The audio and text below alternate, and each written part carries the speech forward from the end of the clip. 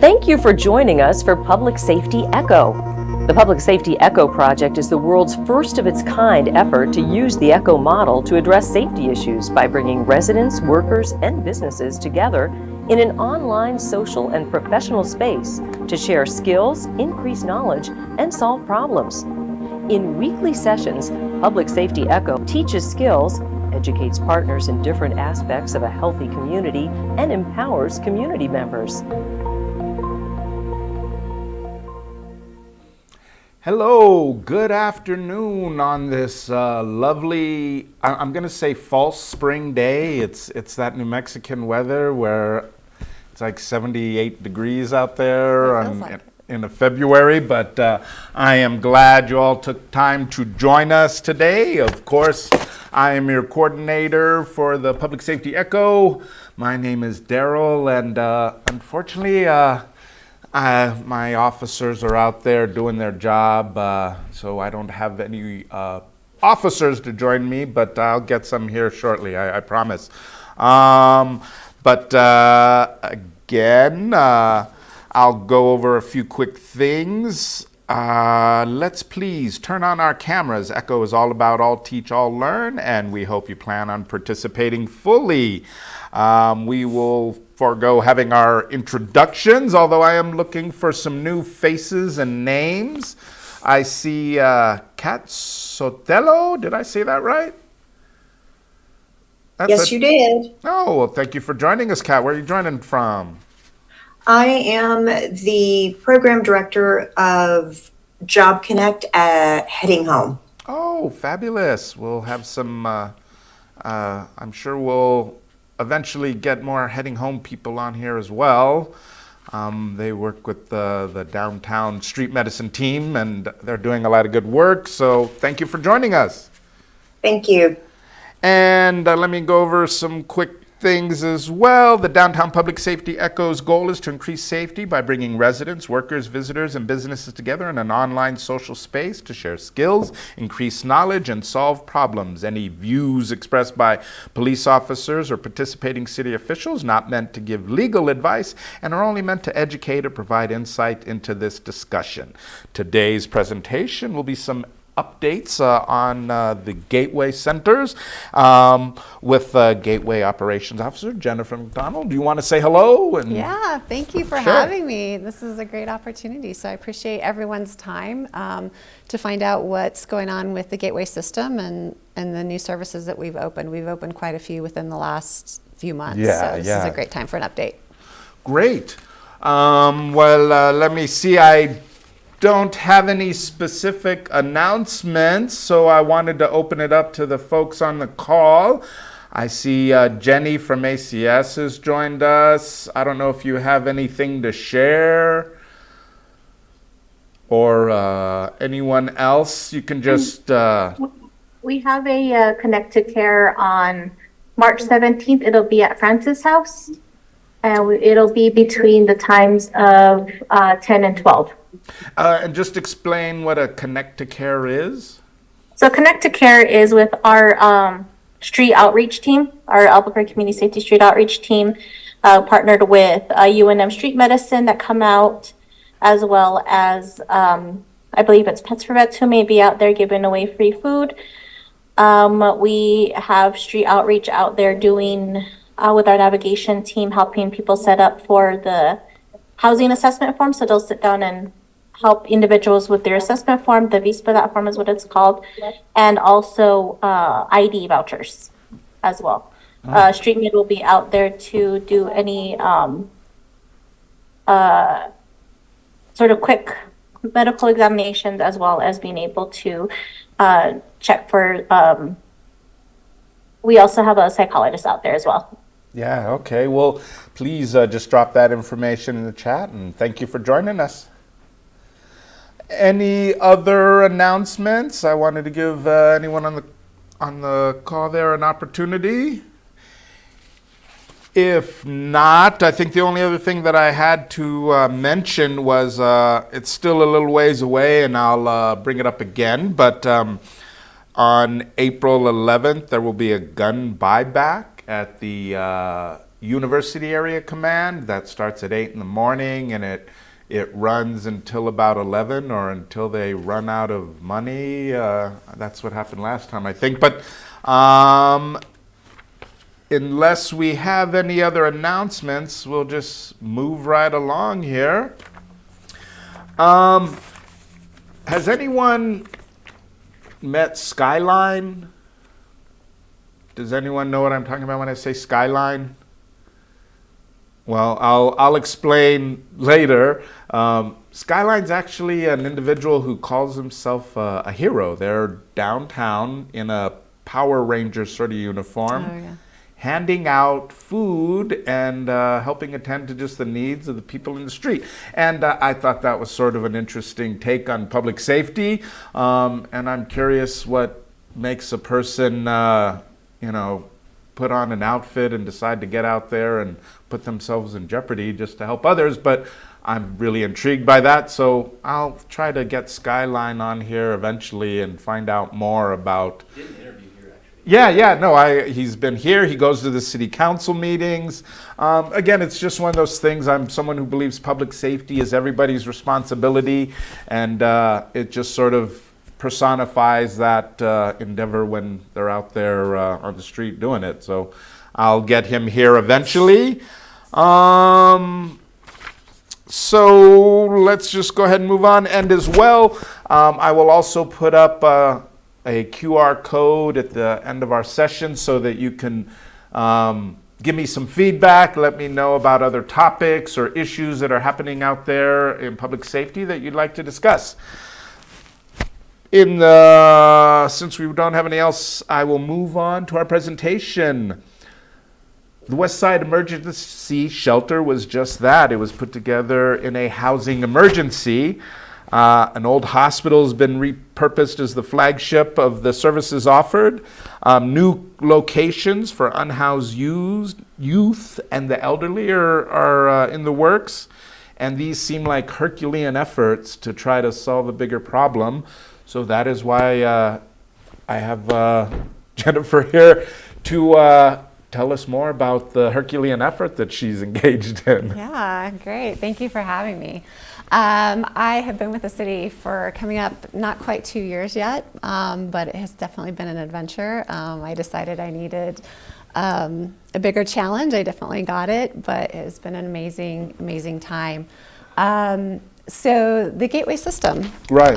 Let's talk a little bit about it. Do you want me to bring up those slides? I would love that. Sure. Okay, let me do a quick thing here. Oops, sorry, I gotta...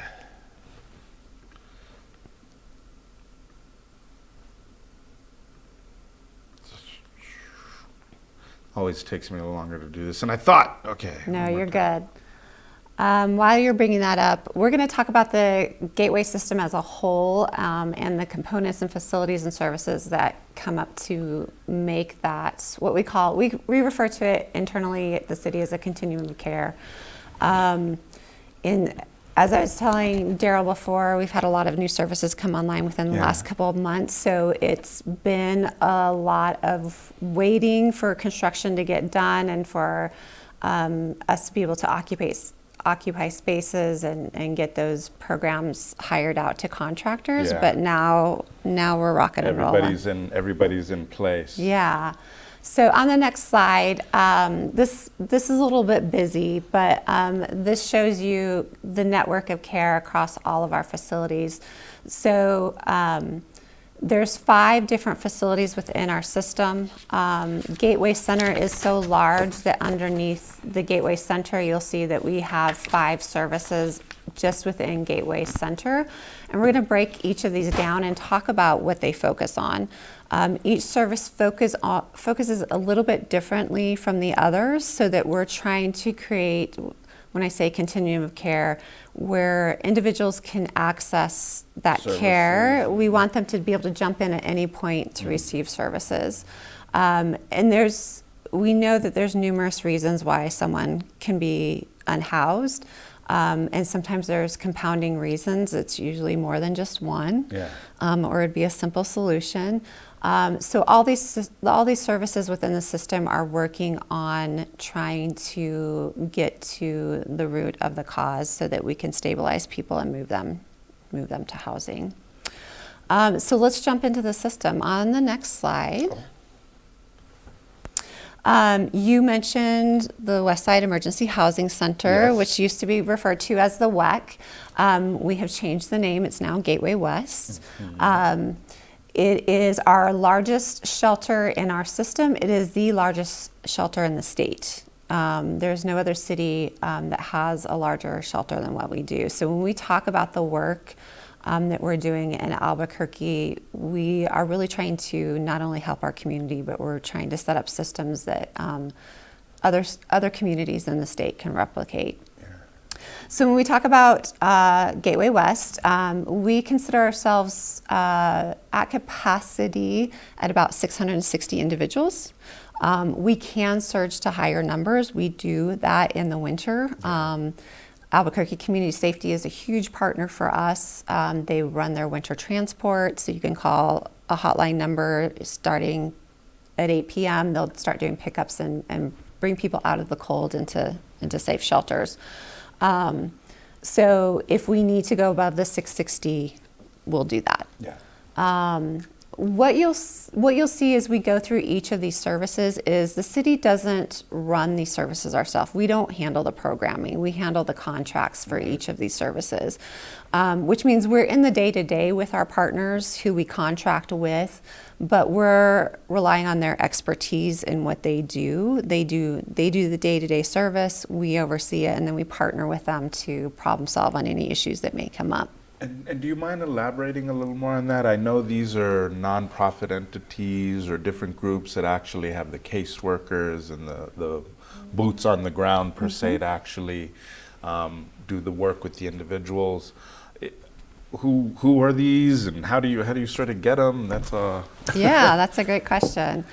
So let's start with Gateway West as an example. So Gateway West is operated right now by Chicanas por la Casa. We refer to them as CPLC for short. You'll also hear about them running our women's location at Gateway Center. So we contract with them. They hire the employees. They have a director on site. They have dorm monitors. They have the 24-hour supervision. So they're staffing the swing and the graveyard shift and the day shift.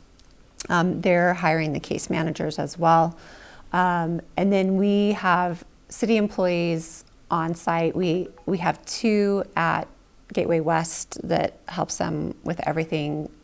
Gateway West is large. If you're talking about taking care of 660 people, it's everything from meal service to medical service on site to transporting people out to appointments and pharmacy pickups and managing the transportation that comes in and out of Gateway West every day. So when we talk about partnering with nonprofits, that's who we're talking about. And the meal service is even a newer thing there too, right? Yeah, so 3 meals a day at Gateway West. Again, we're trying to make sure that can we take care of the low-hanging problems so that the case managers can really get into the harder things to solve. And we all know if we get hangry, we don't make the best decisions. And so serving people meals is a big help for that. So you can see on the slide, we had nearly 4,000 admissions in fiscal year 25. So we are serving a lot of people. When we talk about sheltering, we usually talk about lowest barrier sheltering versus higher barrier. Gateway West is what we consider the lowest barrier, meaning that if they come to Gateway West, we're not going to require them to participate in case management. They can come and go as they please. They might come for 3 days a week and we don't see them for 2 more months. And that's fine. Yeah. We allow pets at all of our locations. We don't want to separate people from their animals. And so Gateway West, you don't have to be sober to come in. You cannot use on location. Right. But again, we're trying to knock down those barriers to people off to the come street, yeah. inside. And then usually our hope and our goal is once they come inside and they have interactions, they start to build trust with the employees that are there. Yeah. They'll start to engage in case management. The great thing is we have other case managers that we don't have contracts with, but who want to do their work at Gateway West. So we have case managers from veterans organizations, from some other medical, Albuquerque Healthcare for the Homeless is coming in and helping us do that work as well. Wow, okay. Can I ask a quick question about like 3947? Yeah. Is that for individuals, or if someone comes 3 times, they're counted each time into that number? Yeah, so the number that we talked about for FY25 is duplicated. So it means if someone came in 5 times, we counted them 5 times. Yeah, great question. So previous to this administration, Gateway West was a former jail. Was a former county jail. So the city's put a lot of time into making upgrades to make it not feel like a jail. Yeah, I've been over there for the beds and the beds, the underbed storage, redoing bathrooms and showers. We're on our last dorm right now so that there will be a rec room. And so we can have a lot more workshops offered at that location as well. Previous to 2020, it served families as well. So when we talk about congregate shelter, we talk about wide open rooms with beds lined up together. So we had a family dorm. When I say we, the city had a family dorm at that location. If you've had kids or nieces, nephews, you can imagine. It was all open. It was all open. So one baby colicky or teething or a toddler that was sick, kept the whole dorm awake all night. And then plus getting kids back and forth from school, it wasn't the greatest. So 2020, when COVID hit, the city contracted with a hotel owner here in town and moved families to a hotel location. So city has had Gateway Family since 2020. We contract with that owner. We have 65 rooms for 65 families. Our provider at that location is YDI. They're a newer partner for us. And so they offer, again, the case management. They're taking care of the supervision. They're partnering with APS McKinney-Vento to make sure kids are registered for school and they're getting for school. We are working on, with those case managers, we're partnering to get them to some sort of housing within, the hope is 90 days. So oh, wow, okay. That's a pretty tight turnaround, especially depending on where our families are. Yeah, well, it's a lot of families in 90 days. It's a lot of families. So when we talk about 65 families, by the time you spread that out, how many people are in each family, you can see the numbers right there. 322 families served in FY25, which was a total of over 1,000 people. Wow. You can see from the pictures, we rely a lot on our volunteers. So if you're looking for a way to give back and make a difference, we live and die by our volunteers.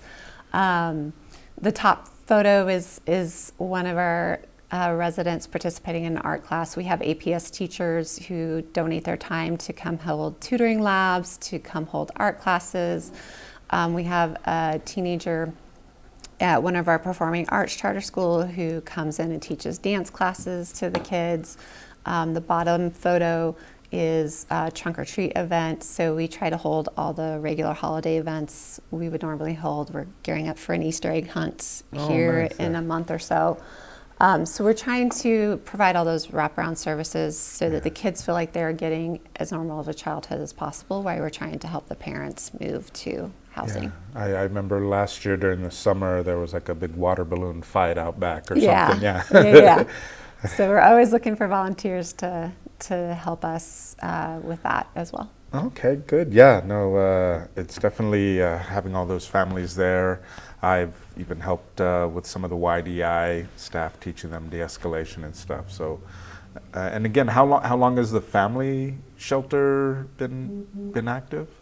It was open in 2020. Okay. Yeah, Okay. 2020. So we're coming up on 6 years. Wow. Yeah.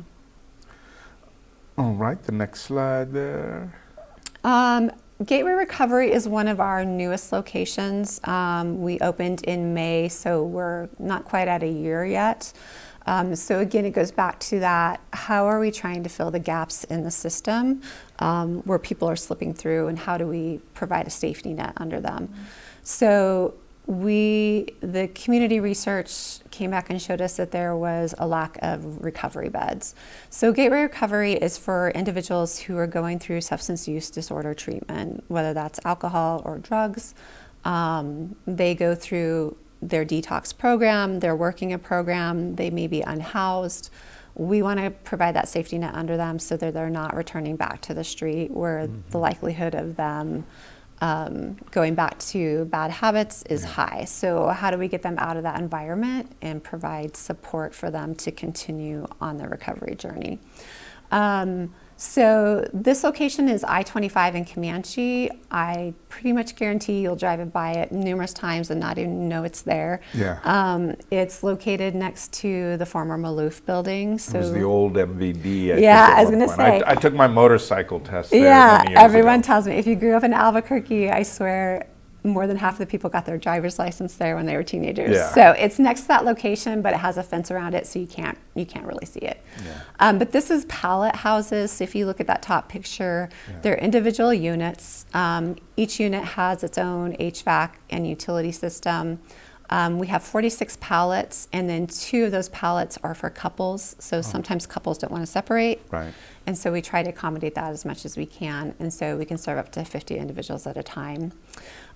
This is housing navigation as well, like we just talked about with families. So there are caseworkers there that work with them to get all the things done that they need to move to housing. The residents who agree to this program agree to case management, but they also agree to individual and group therapy as well, to make sure that they're staying on track. And does that happen on premises there? I see this gallery space. I wasn't sure if that space underneath that photo was part of it. Yeah. So what you're looking at, the top picture, is individual housing units, but there are larger units on site that have offices and workshop space, and then there's also bathroom and shower trailers as well. And then again, we allow pets to come on, so there's a pet location, and then there's a couple locations for gardens as well. So they do have a vegetable garden that they work on out there too. This is our newest service that we're hoping will come online within the next 30 days or so. We're just waiting for final details on construction. So Gateway Young Adult. This location is I-40 in San Mateo. If you know where the new Crunch Gym is, at that location, we're across the street.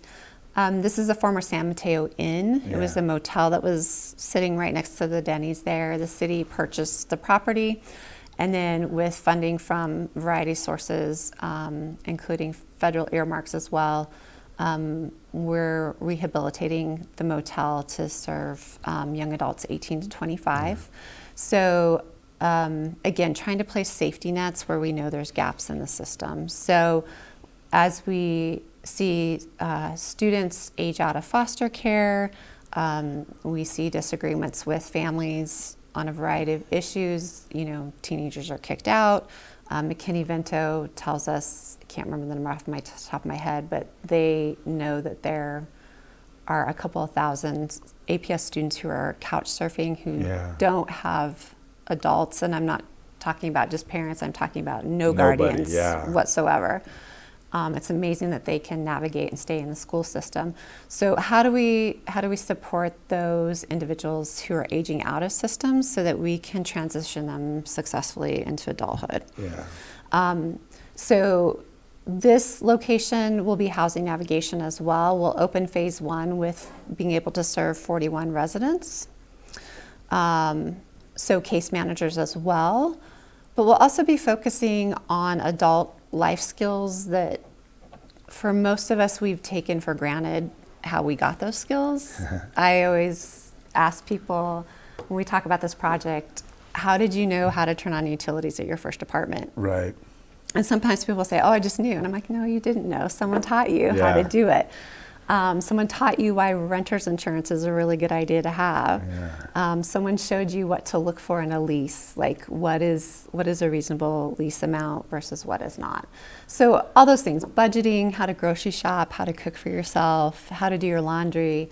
But the bigger skills, job Right. training, we're going to be partnering with UNM, CNM, some of the unions to how do we skill up these individuals so that we're not just getting them to they're barely hanging on to housing, but they know how to grow their careers, how to grow their wages. And that's an important time, and only recently have I become aware of the foster students or foster young adults aging out of the system and sort of just being in that sort of in between. Yeah, and, limbo.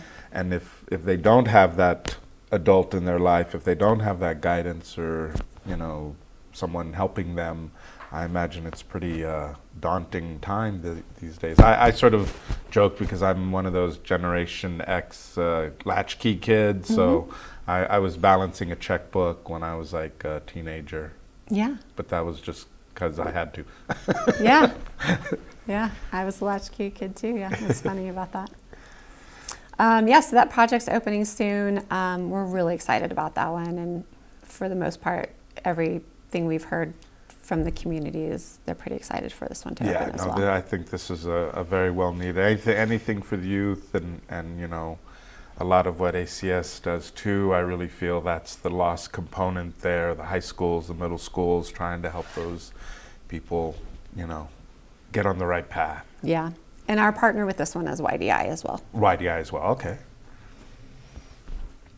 Okay, so now we move over to Gateway Center. So if you've lived in Albuquerque for 20 years or longer, you probably have some history with the former Loveless Hospital. Yeah. I always like to ask people when we talk about it what history they have, because then you hear great stories of like, my kids were born here, or I was born here, I had my tonsils out here. So Loveless, it was the original Loveless Hospital. We sit at Gibson and San Mateo, so we sit just in front of the VA Medical Center, which is a great location for us to be. We share a fence line with them. A large property, 20 acres, 572,000 square feet. Yeah. It is an interesting project because not only are we running city services out of there, we have tenants who pay the city lease. Right. So we do have 3 24-hour hospitals there, Turquoise Lodge Hospital, Haven Behavioral Health, and AMG Specialty Hospital, all lease space from us. It's great to have them there because we refer to them, Right. patients, clients to them, they refer their clients to us.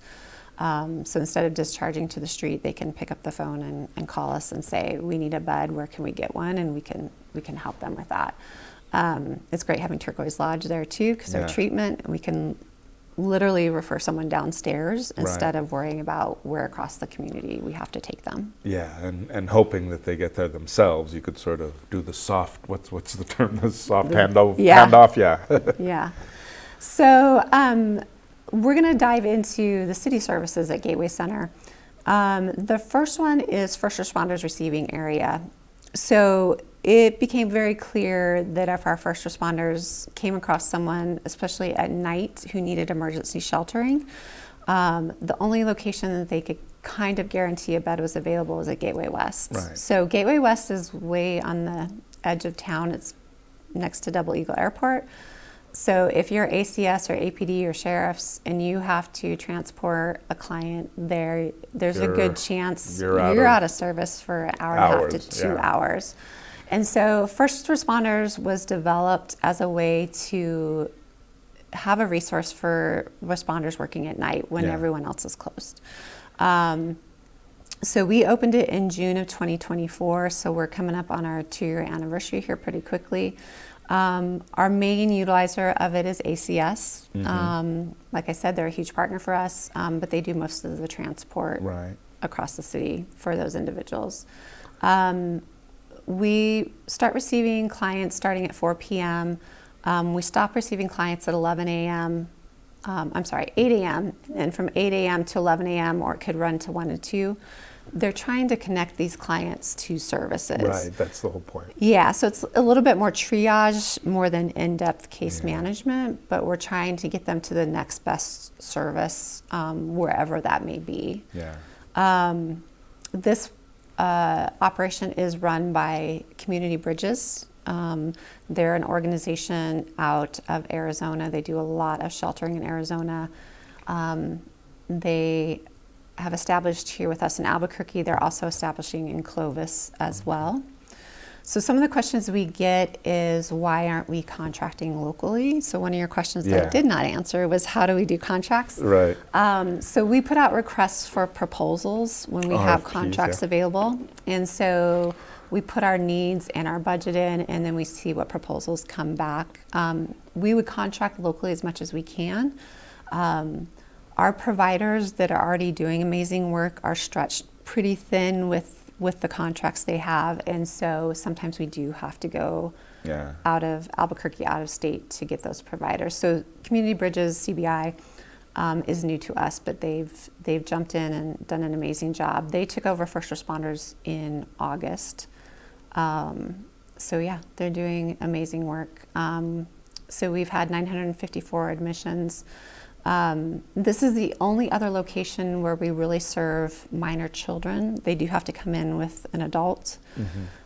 We did not expect to serve as many families at this location as we have, but we've started to see a lot more families. ACS has run across a lot more families that are unhoused. That are, sleeping in cars.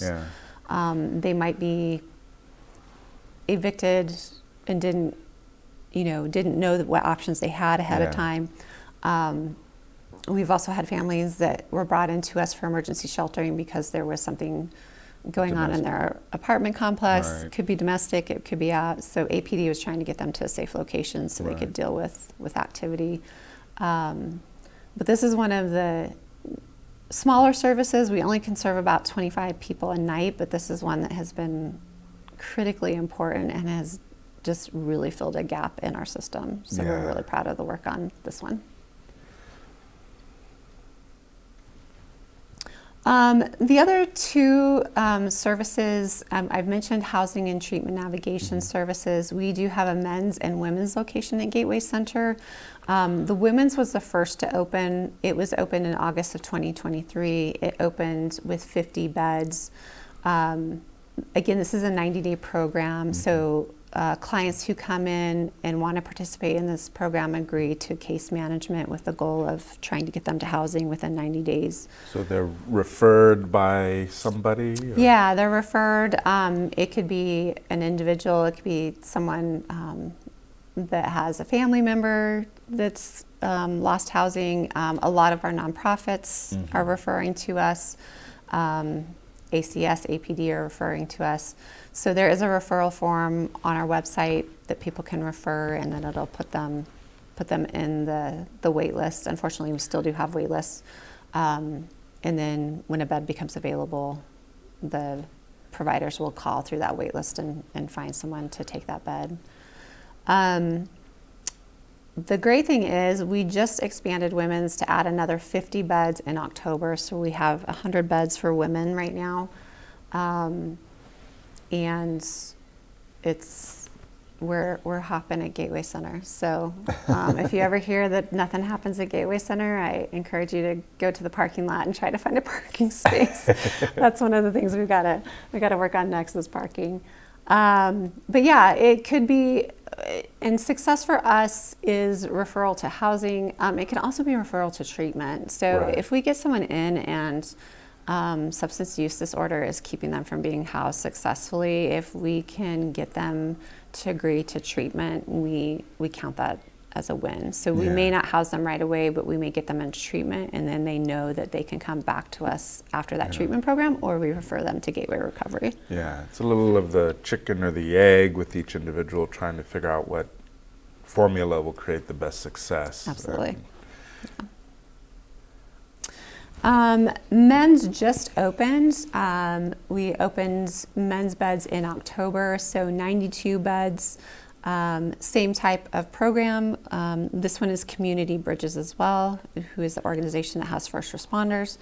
It's nice when our providers have more than one contract because they can build synergies across programs, and then they build synergies with others. So CBI and CPLC have been working really well together. The same type of program, we're either trying to get clients into long-term housing or get them access to treatment, case providers, doing all the things, trying to get documents in order. Sometimes we're trying to get warrants waived. Sometimes it's bad debt from a previous lease that they might have broken. So we're trying to get all those hurdles moved out of the way so that once we get them to housing, they're able to stay successfully housed. Yeah, something as simple as an ID, not having an ID is a deterrent to getting these services, so just those steps can be daunting for someone who's unhoused. Yeah, absolutely. Medical respite. So again, going back to the gaps in the system, medical respite was a study between a couple of different partners, the city, Albuquerque Healthcare for the Homeless, and Heading Home.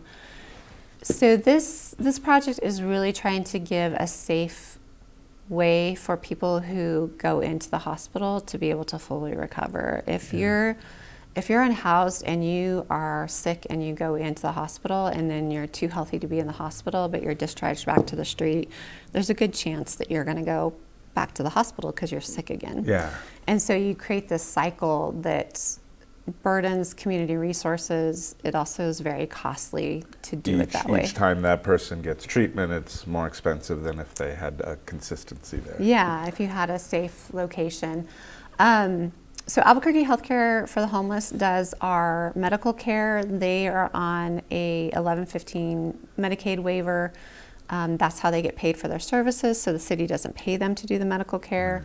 And then Heading Home does the operations, so everything from linen and meal service to janitorial to making sure people are taken to their doctor's appointments, pharmacy pickups are done, and then 24-hour supervision. So between the city, who provides the funding for the operations and the location, and did the construction for the site, it's a three-way partnership that's worked really well. We are expanding. We're in what's considered a pilot project, so we're expanding the pilot project right now. For the first year, which just hit our year anniversary actually yesterday, we were only taking referrals from UNMH. They had to be admitted to the hospital, stay at least one night, and then they could be referred to respite. That referral system is opening a little bit, so Healthcare for the Homeless and First Nations will also be able to refer to this location. And that would be their clients who they know have just had treatment and stuff and might need that extra. Yeah.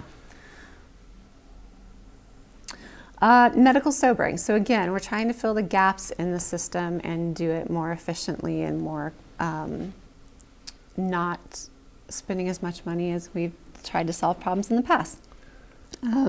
So medical sobering was a way, we found a gap in the system. If you had someone who was more high acute as far as drug use or alcohol use, sometimes the only option was either taken to the ER or to take them to jail if they were being disruptive. And so both those options are very costly. We actually partner, we get this question a lot, we partner with the county and the CARES campus. The county actually gave us some funding for part of the construction of the sobering center. So the idea is that medical sobering would be a higher medical level. So we do have nurses and EMTs that staff this location. So if someone is intoxicated or high, Albuquerque Fire or ACS get a call out for a down and out individual.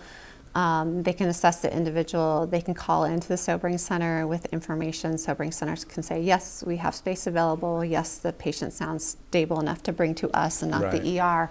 Go ahead and bring them in. Once they get there, the nurses, EMTs do vital checks again, warm handoff, and then bring them in. It says 24-hour stay on the slide. Most of our clients aren't staying 24 hours. They're starting to sober up around 6 or 8 hours. They do it in a safe location where we have eyes on them, make sure they're still doing okay. And then once they start sobering up, Our partner with this location is Horizons. They run sobering centers out of California. Horizons has peer mentors on staff who will come and say, you know, Jennifer, this is a hard way to live. You know, I've been there. I can refer you to services. Are you interested? I can say no, thank you, and they'll be like, okay, no judgment. We'll see you next time you need us. Or if I say yes, I'm interested. Great. Let's start talking about what's available. Turquoise Lodge is just downstairs. We can call and see if we can get you a bed. So it's not just a safe place to sober up, it's trying to connect people with those services to longer term services. So did I go to the next? There we go. Oh, sorry. No, you're good. I can't remember what the next slide is, actually. Not sure where is that going. There we go. Okay, this slide's really busy, mostly just to understand how many case managers that we have at each program. Again, our case managers are really the heroes of the day in this work of, you know, building that trusted relationship with individuals and then helping them work through those issues to get them connections to housing. So we're trying to build that case management as much as we can to make sure that we can make those connections. Well, and as you're pointing out too, like you have different sort of modalities, you know, the peer support is one, and the psychological support and all these different things. I imagine it's been sort of difficult during these times too, with the nonprofits dealing with grants going away and all this, just finding these are the I often say it's not politicians or money that solve problems, it's people. So these are the people, the numbers that we need to actually solve the problem. So I imagine they're very hard people to find. Yeah, they are. The case managers, the peer workers, it's a hard hiring market in Albuquerque. So the ones we get, we hold on tight and try to make their job as easy as possible. Fabulous. All right. Oh, can I add one thing on the sobering center? So one of the things I want to add about the sobering center. So the sobering center isn't just for unhoused individuals. Right. It's for anyone. Yeah. So Horizons, who I mentioned, is running this location for us, always tells the funny story about one of their cities that they're in, of a bachelorette party gone way too wild, and the entire bachelorette party ended up in their sobering center. Oh, wow. So not just for unhoused, it's for our entire community. They also do pop-ups in California when they have big music festivals. So this is a good resource for our community as we have different, you know, athletic events going on through town. I'm not an expert. Who knows how many issues we have with Balloon Fiesta or State Fair. But this is really one that really serves the entire community. Yeah, no, I'd imagine, again, it's always that barrier to entry, and this sort of solves that big component of when that person actually needs it most. Yeah.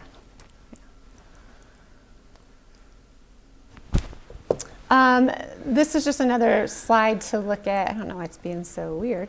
That's my Sorry software. about that. That's my software, I'm sure. But again, this is just an overview of all the services. Again, it gives you a little bit of information. It's super tiny print, but it gives you information about opening dates as well as just a quick glimpse at what each of those services provides. And how long would you say it's taken to get to this point from sort of the when the need started to happen? I mean, I feel like it's been the last few years that all these components are starting to fall into place. Are there more plans for the future? Are there things we're not seeing here?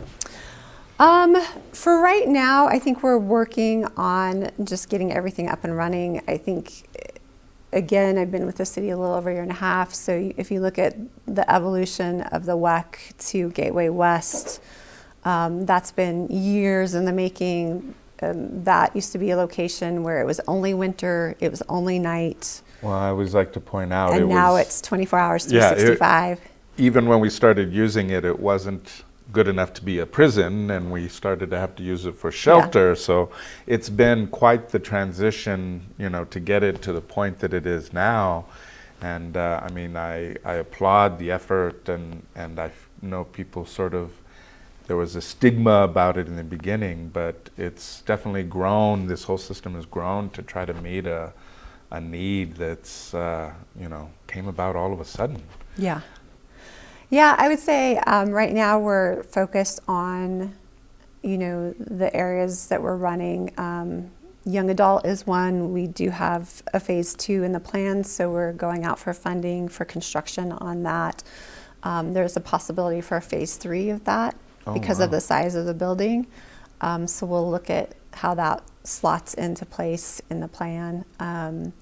But each of these locations, now that we're up and running, it's about evolving and how do we become better at what we do every day, and how do we become more efficient in costs, and making sure that we're losing as few people as possible. These are all voluntary programs, and so people do have the option, to walk away.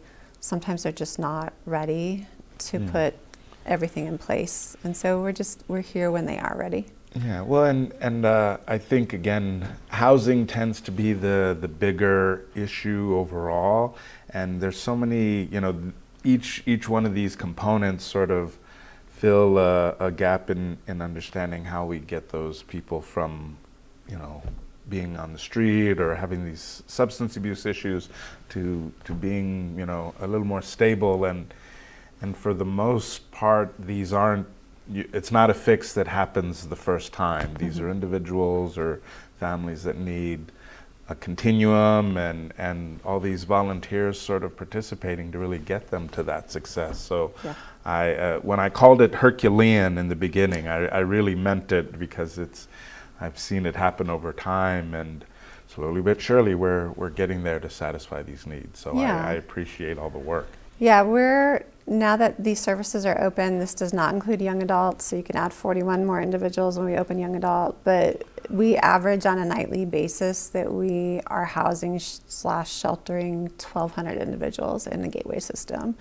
So if we were to lose the Gateway system, we would have 1,200 individuals that would be on the street. So, the need is greater than that, but we are trying to work with what we have as best we can, and knowing that it's going to have to be an effort that runs across not just city. It can't be just a city solution. It has to be federal, it has to be state, county, faith organizations, businesses. Everybody, all hands on deck. Down to those individual volunteers I talked about. So it's going to have to be, all hands on deck for this. Yeah. Well, I think, have we come to the end here? We are, I believe so. Oh, yes, just some quick success numbers. From September to December of this last year, we served just over 2,500 unduplicated clients, meaning we only counted individuals once. That was Jerry's question. That was Jerry's good question. 34%, just over 34%, we were able to move to housing, which is a huge number. If you've done this work before, that is more than a passing grade. That doesn't mean that we can't get better, but it means that we're doing things right. And then, some demographics. We hear a lot of, these people are from out of state. They're coming from California, from Texas. Most of the clients that are coming into our Gateway services, 95% of are reporting that Bernalillo County is their home county. Well, yeah, because I hear these rumors that other parts of the state, since we're the only city that has these services, other parts of the state ship their people here. So this is sort of a theory. Yes, and we do see individuals who don't report Bernalillo County or Albuquerque as their location of home or birthplace. So we do see those things. But it's not as much as people. Not as much, but enough that I think it's important as we have funding conversations. Albuquerque takes the brunt of the responsibility in the sheltering area because our surrounding communities don't have. Well, you're mentioning shelters. Clovis was the first to sort of. So I know it's needed throughout this state. So, hopefully some of this spreads out. Yeah, we're hoping. Yeah. So our largest proportion of residents that are unhoused, are reporting to us within 25% or reporting within the 41 to 50 age range. And then 1 in 5 of our shelter clients are over the age of 60. So that is a population, senior citizens being unhoused is a population that's growing. So we are working with that. As we opened women's expansion and men's at Gateway Center, we really tried to prioritize moving senior citizens out of Gateway West into the Housing Navigation Center. So that's going to become an area that's going to become it's going to really grow. important for us to focus on. Yeah, it's going to grow, and those individuals on that fixed income that have, you know, the thing we don't, you know, they may not have family, they, you know, may have also these medical issues, so it becomes a compounding issue for those people to try to find a place to just get their feet back on the ground. Yeah, absolutely. Well, it looks like, yes, we did come to the end. I wanted to give opportunity for anybody on the call that might have some questions or comments about it. Like I said, I you know, in my time in this role, I've helped and participated and watched a lot of this come online, and it has really been a huge effort to try to fill the gaps of our community that falls through these cracks, whether it's substance abuse or unhoused families. Unless you're, you know, really working towards a solution, those numbers just keep growing. Anyone have you could drop it in the chat or just shout it out. I don't see anybody. Oh, Jerry, go ahead. Yeah, so this makes me really, really happy. Excellent presentation and great to hear the success stories. We talked earlier before the meeting that I had attended the first Gateway meeting in the basement of the convention center, and the group I was in, that we were talking about matching services and all this stuff, and to see this come alive and actually happen is just, it's incredible. I mean, the amount of work and coordination that's going into this is, you know, just been immense. I mean, everybody wanted this to happen faster, but you know, you always have challenges along the way in projects, and to get it to this stage, you've got men and women, you know, at the main center and things like that. It's pretty impressive. One question I have is about people with mental illnesses. What are we doing here to take care of them? I can speak a little bit about that. Part of our treatment title in our Housing and Navigation treatment centers is also connecting people to behavioral and mental health resources. It is why we love having Haven at Gateway Center, is to be able to do referrals to them. We're also working with the statewide MCOs who are providing the health coverage and working through the Medicaid system to try to get people to those resources as well. We are working on potentially getting a tenant into Gateway Center who does all things behavioral mental health resources, so they would be an addition to what Haven's already doing. And then again, just relying on the experts directing us. Definitely not my field of expertise, but directing, having the experts in the field help direct us on how we access those services and how we encourage people to take those services. Yeah, I feel we can sort of focus on the substance abuse and the unhoused factors, but I mean, without that mental health component, it sort of seems to be, you know, it's one of those unfortunate things that feeds into those numbers of people who just, if, you know, I know down here we have the street medicine team that is able to interact with individuals that need those long-acting injections or have some health, mental health issues, and even just stabilizing them enough to have a conversation with them and sort of follow up on their care. Just like I was saying before, it takes so much contact for that person to actually get on the path to where they're actually looking for treatment, getting housing, and staying off the street. Because We see it so often, just like with incarceration, those individuals end up back out there, and without that treatment or that ability, they end up back where we are trying to help them. But again, I use the term Herculean, and as Jerry's pointing out, it really has been a huge effort to try to find these solutions. And I hear people all the time saying that nothing's being done, and a great deal's being done. We just have to make sure we're supporting it and creating those connections so that people can find those services. So again, I'm going to give Jen and HHH a big hand for all that they've done, because it's been huge in the last few years. So can you talk about one of the challenges, and this is the kind of the frustration that I have. I come to Echo Meeting CPC meetings to educate myself, so I can educate others in there. And when you hear a presentation like this and stuff like that, but how do we get this out in the public so they can understand? And this is the same thing, it's been with the police department and stuff like that all the progress and the great things that are happening here.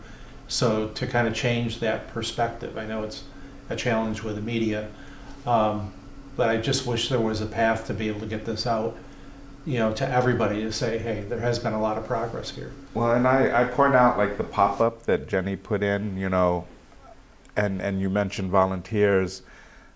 All you have to do is show up at one pop-up, and you'll understand just the breadth of the need that's out there. I think people just see it from the window of their cars they're driving by, but when you're actually talking to individuals and seeing people line up for food for their dogs. I mean, I went to one of the pop-ups and handed out dog food, and I mean, just in an hour, I think I handed out 30, 40 pounds of dog food to individuals that just were trying to, feed their dog. Is there any kind of video on a website you can refer people to that talks about all these, what's going on and the successes and things like that? We have individual stories on our website that talks about individuals and their experience and how they've been able to successfully transition. I will fully admit we do not do a great job of telling our story.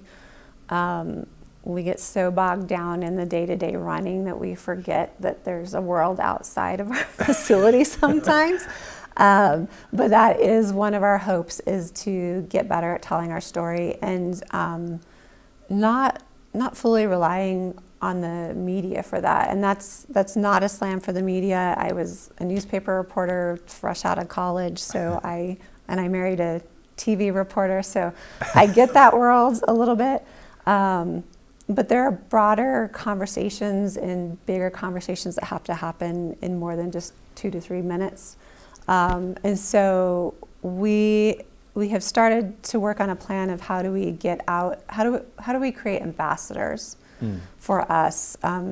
You're number one on the list now, Jerry. Uh-oh. Yeah, and Daryl's number 2. So how do we get into organizations and start talking about what we're doing? And how do I also make asks back from the community? So one of the things that we're working on with the opening of young adult is I don't want to have a ribbon cutting. I want to have a housewarming party. And when you show up at a friend's housewarming party, you bring a gift. And so when we talk about that opening, I want people to bring us gifts to help stock our community room and our individual dorm rooms. And so that is a shift in thinking for us of how do we do a better job of telling our story, but we're a small department at the city, and so how do we create ambassadors who will go carry that message for us? So yeah, it's on our list. Well, okay, Jerry, you and I got some work to do. But I definitely feel that that's sort of the thing. It's my role here to really try to share the information and educate people. But I do feel there's a huge gap in getting people to put down their phones and pay attention long enough to realize that you can participate in this solution if you want, and that's really the special sauce to making all this work. Like I said, it's people that are going to solve the problems, not the money and the politicians. So hopefully we can find a way to support this as it grows and create some of that connection, because it's really our community that we're making better and helping these people to become, a successful part of it instead of, I feel like we hear all the complaints now in our social media world. Everyone's easy, it's easy to sit there and make comments, but it's much harder to get out there and actually participate and try to be part of the solution, like our friend Skyline, So again, I want to thank you for coming and sharing all this information with us. And definitely, I feel that there's a lot more that we need to do to actually meet the level of need that our city has. But I definitely feel the Gateway is the right path. And if you have any interest in helping out or whatever, you can contact me and I can feed you to the right entity. But unless there's any other comments, we're passing 2 o'clock. I just wanted to say thank you for everybody who joined us today.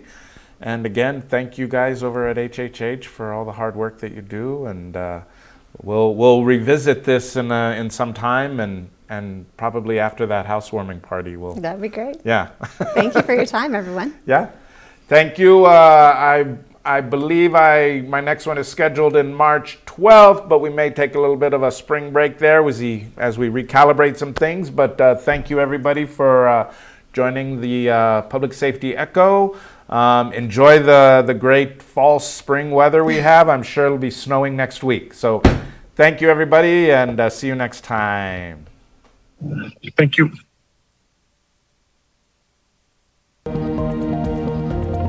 Thank you for joining us. We welcome your suggestions regarding any scenario involving future public safety echo sessions. For more information, visit www.cabq.gov/echo.